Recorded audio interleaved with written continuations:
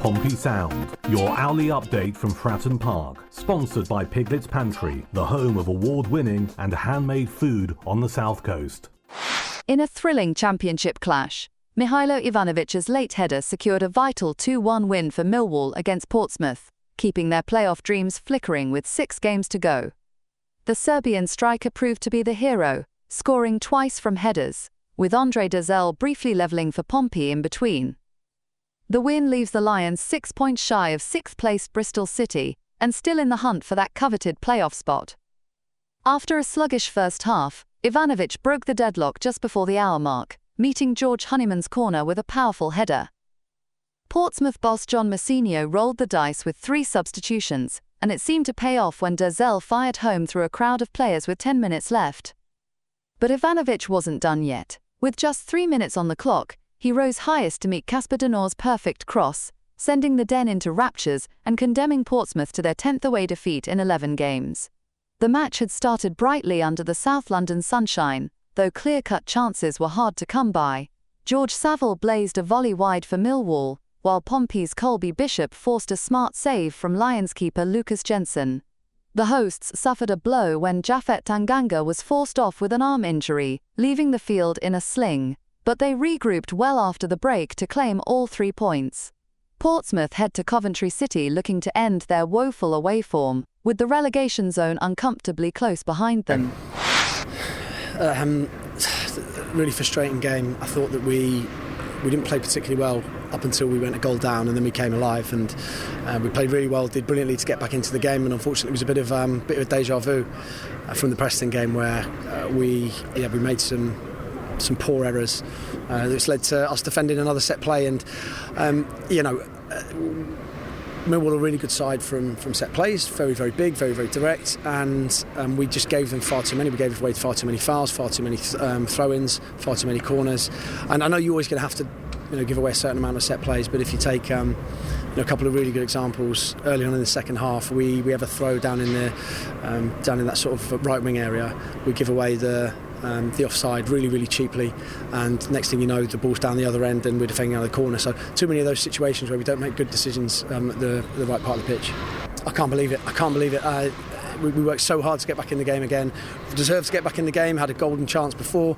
We equalised and just shot ourselves in the foot. So yeah, I can't quite believe it. It was the same story against Preston, so we should be walking away from these 2 games with 2 more points. It just changed the complexion of the league table, but we haven't.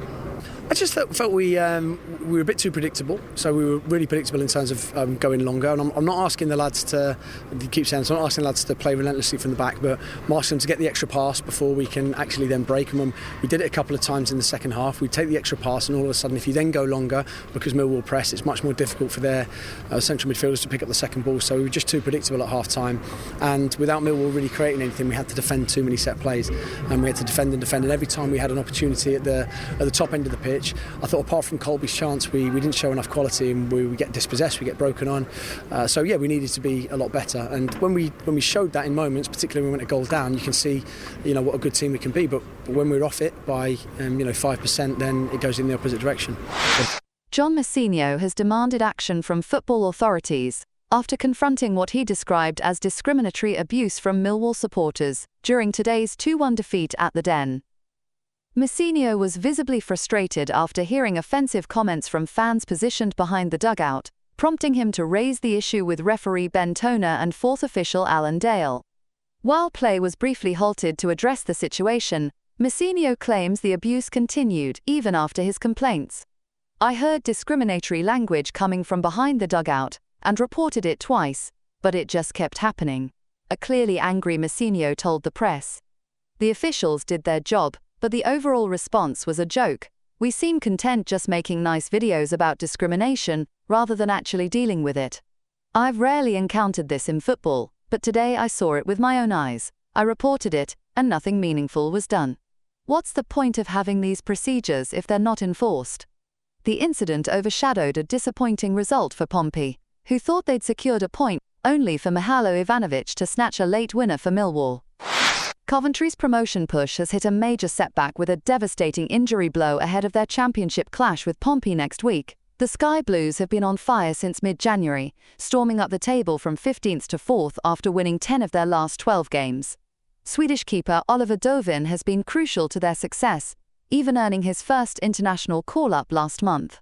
But his dream season has come crashing down after suffering an ACL injury during last Friday's match at Sheffield United. It's a massive blow for Frank Lampard's side, not just for their remaining 7 games but likely well into next season too. Dovin had claimed the number 1 spot after Pompey's 4-1 thrashing of Coventry back in December, when Bradley Collins was between the sticks and had a night to forget as Callum Lang ran riot. Since taking over, Dovin has been exceptional, keeping 8 clean sheets with an impressive 71% save rate. Now Collins looks set to reclaim his place, starting with Saturday's home game against Burnley before Pompey's visit on Wednesday. Lampard was clearly gutted when confirming the news. He's got an ACL injury and needs surgery. His season's over. The timing's especially cruel given how well he's been playing and his Sweden call-up. But he should be proud of how far he's come. For Pompey, there's the small matter of Saturday's trip to Millwall, before heading to the CBS Arena. Both games could prove crucial in their battle for survival, with John Mousinho's side sitting 17th, 5 points clear of the drop zone. They desperately need to improve their away form, having won just twice on the road all season, and picked up only 10 points from a possible 57. Their home form has been their saving grace, with 45 points collected at Fratton Park. Collins' presence in goal for Coventry worked in Pompey's favour last time. Fans will be hoping for a repeat performance next week. I don't know. I certainly think there's he's right up there. There's some very, very good wingers operating at this level. I think if you offered me a swap deal for my choice of wingers in the league, I don't think I'd take any, and that's obviously a big statement. It's how highly we rate Murph at this football club and how highly I rate Murph. I think he's been excellent for us this season, and there's a huge amount of, I think, pressure that he puts on his own shoulders to really make sure that he continues this vein of form in the sort of latter stages of his career. I say latter stages because he's 30 now, but I still think there's plenty more left in the tank, and I think that's of massive benefit to us. I don't think he's got a huge amount of miles on the clock, and I think he's still got a few more years left. And performing at the level he's performing at the moment, he needs to keep kicking on and keep improving himself.